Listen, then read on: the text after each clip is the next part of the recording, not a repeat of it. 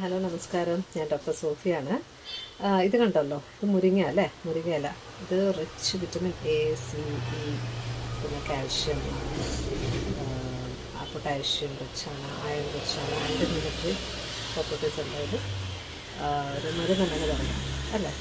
പക്ഷേ ഈ മുരിങ്ങയില കഴിക്കാൻ ചില കുട്ടികൾ മടി കാണിക്കും, ടേസ്റ്റ് ഇല്ല എന്ന് പറഞ്ഞിട്ട്. അവർക്ക് നമുക്കൊരു പുതിയ വിദ്യ വെച്ചിട്ട് നമുക്ക് ഇത് കൊടുക്കാം.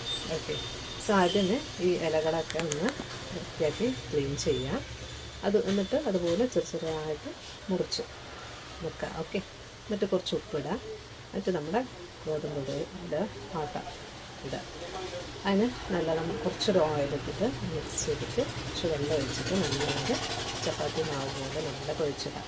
സോ ഇങ്ങനെ ചെയ്യുമ്പോൾ ഒരു ചപ്പാത്തി പോലെ നമ്മൾ കൊടുക്കുമ്പോൾ കുട്ടികൾ എന്തായാലും കഴിക്കും. അത് ടേസ്റ്റിന് വ്യത്യാസം അങ്ങനത്തെ ഒന്നും വരില്ല, നല്ല ടേസ്റ്റിയാണ്. അത് ചെയ്തിട്ട് ചപ്പാത്തി പോലെ ആയിട്ട് പിന്നെ അതിനെ കുക്ക് ചെയ്യുക.